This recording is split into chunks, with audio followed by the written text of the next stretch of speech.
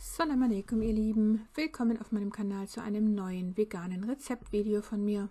Diejenigen, die einen Garten haben, erleben dieses Problem jedes Jahr aufs Neue, indem sie im Herbst eine Vielzahl grüner, unreifer Tomaten im Garten haben, die aufgrund des sehr schnell einsetzenden kalten Winters nicht mehr nachreifen, sodass sie ihre grünen, unreifen Tomaten oftmals auf den Komposthaufen werfen. Das aber wäre sehr schade und eigentlich eine große Verschwendung, denn man kann auch die grünen Tomaten noch sehr gut verwenden, indem man sie einfach fermentiert.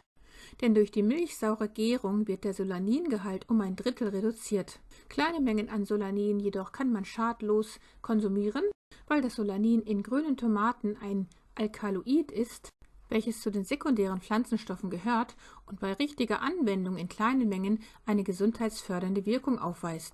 Aus der Gruppe der Alkaloide gibt es zahlreiche positive Eigenschaften, die sich die Medizin zunutze macht. Auch die Steroide gehören zu den Alkaloiden. Unser Körper produziert dieses Hormon selbst in der Nebennierenrinde. Das Cortisol weist entzündungshemmende Wirkungen auf. Auch das Koffein ist ein Alkaloid und das kommt ja auch in kleinen Mengen im Kakao vor. Deshalb verhält es sich im Allgemeinen mit den Alkaloiden so, dass die Dosis das Gift macht. Wir sehen hier meinen Garten im Sommer mit den herrlichen Tomaten und so sieht es jetzt im Herbst aus, wo überwiegend nur noch ein paar grüne Tomaten an den Sträuchern hängen. Und diese grünen Tomaten, die fermentiere ich. Und da man die fertig fermentierten grünen Tomaten auch nur anteilsmäßig im Salat verwendet, wie oben schon gezeigt, sollten diese klitzekleinen Mengen an Solanin, die dann noch enthalten sind, in keinem Fall schaden. Auch grüne Paprika übrigens enthalten ja Solanin, wenn auch nur in kleinen Mengen, wie das mit allen grünen Teilen der Nachtschattengewächse der Fall ist.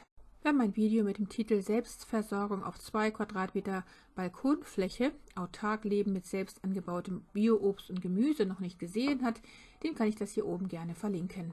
Jetzt stellen wir die Salzlake her und dazu geben wir 2 Teelöffel Natursalz in 1 Liter dampfdestilliertes oder Osmosewasser, also etwa 20 Gramm Natursalz, und rühren dann mit einem Holzlöffel um, bis sich das Salz im Wasser gut aufgelöst hat. Und das können wir jetzt für die grünen, aber auch für alle anderen übrig gebliebenen Tomaten, die nicht mehr ganz so schön rot oder gelb geworden sind, verwenden, denn damit werden wir die Tomaten fermentieren. Die überwiegend gelben Tomaten, die wir gerade eben gesehen hatten, hatte ich nicht eingestochen und der Fermentationsvorgang hat mit ihnen sehr lange gedauert. Deshalb hatte ich es hier mit den grünen Tomaten anders gemacht, indem ich sie alle jeweils einzeln angestochen hatte. Dann hatte ich außerdem noch Knoblauchzehen hinzugegeben, natürlich immer von Bioqualität, und einen Rosmarinzweig. Und hier hat der Fermentationsprozess tatsächlich dann auch maximal 1 Woche gedauert. Man könnte jetzt noch so Glasbeschwerer verwenden, die kann ich euch gerne unten an der Pinnwand verlinken, die man dann da drüber gibt, damit eben das Gemüse immer unter der Salzlake bleibt und sich kein Schimmel bilden kann. Was beim Fermentieren manchmal passieren kann, ist, dass sich Karmhilfe bildet, indem die Flüssigkeit so milchig trüb wird. Das kann manchmal passieren, wenn die Umgebungstemperatur zu hoch ist. Das hat allerdings nichts mit Schimmel zu tun und die Karmhilfe ist auch überhaupt nicht schädlich. Sie wird in Fachkreisen sogar als probiotisch anerkannt. Wie gesund der Fermentationsprozess für das Gemüse ist vielen inzwischen sicher bekannt. Ich kann euch gerne mal hier einige Videos von mir dazu noch verlinken. Der Gärungsprozess kann die Verdaubarkeit und Aufnahme von Eiweißen und Vitaminen verbessern und auch den Gehalt an Vitamin B und Vitamin C sowie Eisen und Zink erhöhen. In Kulturen, in denen viel fermentiert wird und diese Lebensmittel regelmäßig auf dem Speiseplan stehen, konnten Wissenschaftler eine auffällig gute Darmgesundheit feststellen. Und eine aktuelle Studie der Stanford University zeigt, fermentierte Lebensmittel sorgen für eine erhöhte Vielfalt der Darmflora.